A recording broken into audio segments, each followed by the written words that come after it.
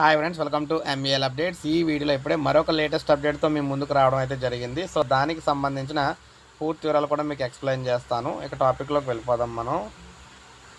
So మీరు ఇక్కడ చూసుకోవచ్చు, ఏపీలో రోడ్ల పరిస్థితి అనమాట. బస్సు మొత్తం ఇరుక్కుపోయింది.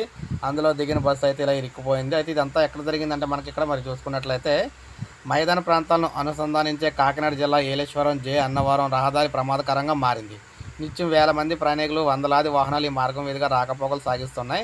రోడ్డుపై గుంతలు ఏర్పడటంతో రాకపోకలు ఇబ్బందిగా మారింది. నిత్యం వాహనాలు మొరాయించడం, ప్రయాణికులు గాయాలు మొదలైంది. సో మంగళవారం ఈ రోడ్డుపై వెళ్తున్న అనకాపల్లి జిల్లా నర్సీపట్నం డిపోకు చెందిన బస్సు అనమాట గోతిలో దిగబడిపోయింది.